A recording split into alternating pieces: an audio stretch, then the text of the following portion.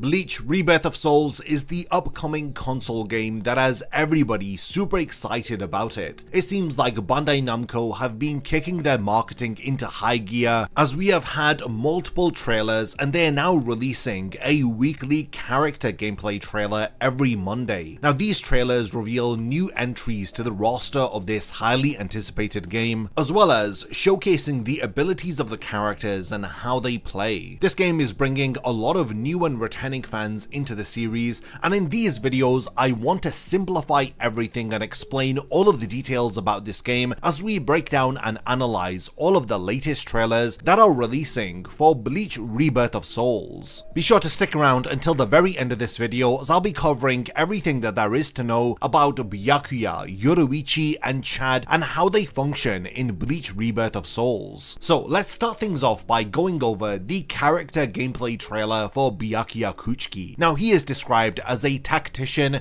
who adapts his fighting style depending on the situation, and he uses Zenbon to cut down his enemies. Byakuya can fight at any distance due to Zenbon ability to change forms. His first move is signature move Zenbon Seal and Release. Now this is a technique that switches between seal and release forms, and when it's used properly it will maintain a distance advantage over Byakuya's opponent. You can see that he's continuously maintaining the distance against his opponent by attacking with the sealed sword and then releasing the Shikai in order to maintain that buffer space. Okay, then we have Spiritual Pressure move 1, which is release Zenbon and seal Zenbon. This attack involves Byakuya attacking his opponent from all directions with an invisible blade. Now the technique changes depending on the form that Zenbon is activated in. In the released form it draws in the opponent, while in the sealed form it blows the opponent away. Spiritual Pressure move 2, That Won't Touch Me,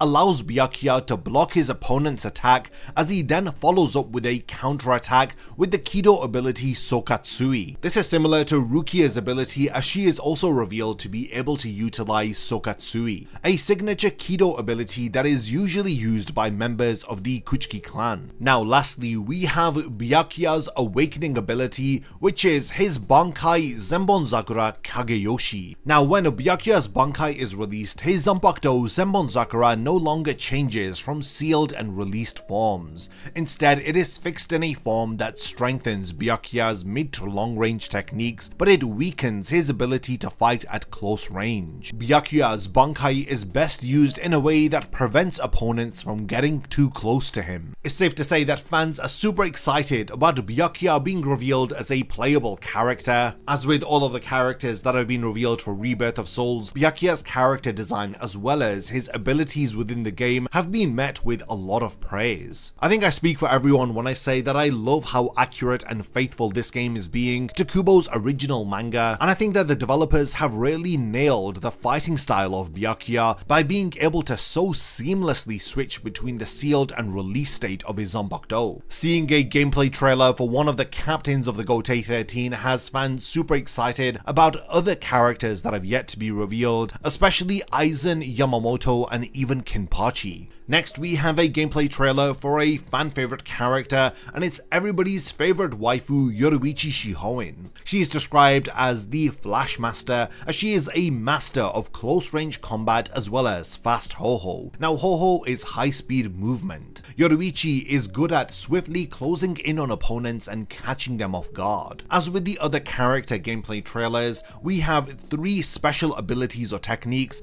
and lastly an awakening for Yoruichi to discuss. So we kick things off with signature move Anken / Flash Breaker. Now both of these are offensive and counter abilities which are determined by holding the input button. Normal input fires Anken forward, but if you hold the input, Yoruichi will instead spin and parry an opponent's attack. Then we have Spiritual Pressure move 1 called Bako. Now this is a long distance rushing attack which is good for counters and closing the gap between yourself and the opponent. When successfully executed, Bako creates a follow-up attack using Hakuda and Kido. Just to simplify things, Hakuda is hand-to-hand combat. Now following this we have Spiritual Pressure move 2 called Oboro Neko. While taking a lowered stance, Yoruichi will create after images. When she is attacked attacked during this stance, she will swiftly counter with a barrage of strikes. Now we move on to Yoruichi's awakening, which is dubbed as Enhanced by Shunko. Yoruichi's speed and damage are dramatically increased in her awakening form,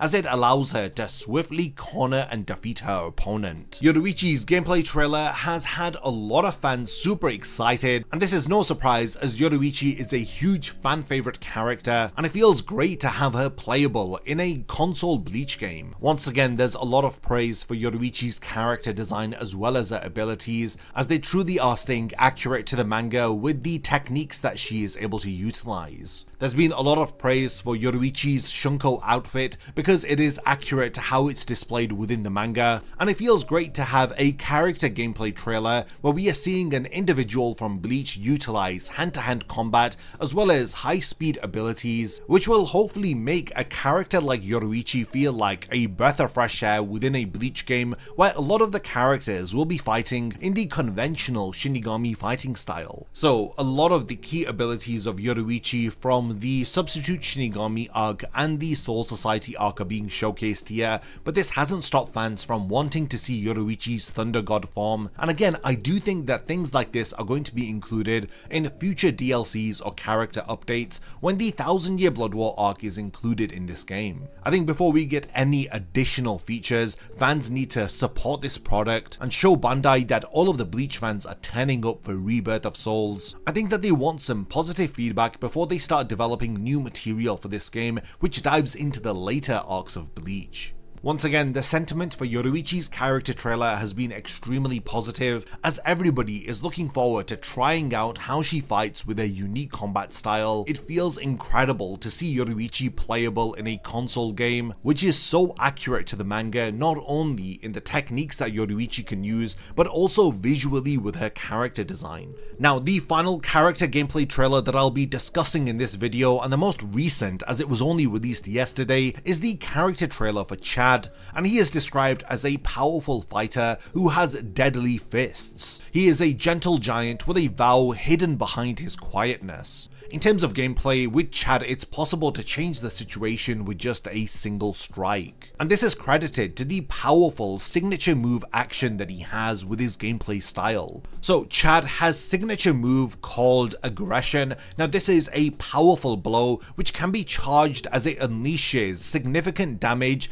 regardless of the opponent's defense. The closer that the opponent is to Chad, the more powerful the attack becomes. So this attack can either be used in long range or close range situations. Next, we have Spiritual Pressure Move 1 Alerta. Alerta improves the attack power and charge speed of Chad's signature move as they are increased for a period of time. Following this, we have Spiritual Pressure Move 2 Contra-Attack. Now this releases an uppercut that can catch an opponent's attack, and it increases the uppercut's power dramatically. Chad is another very unique character with a distinctive fighting style, and his awakening highlights this, as Chad's awakening is Left Arm of the Devil. Chad's left arm becomes the left arm of the devil, as he is now able to fight with both of his arms, as this increases his combat capabilities. Fans have expressed excitement about Chad's inclusion within Rebirth of Souls. After all, Chad is somebody that you cannot imagine would lose, so it's awesome to have this powerhouse included within the roster of Rebirth of Souls. Chad's character design is very faithful once again to the manga, and the game does an excellent job of highlighting his explosive power and speed. His gameplay style really does fit that of a boxer,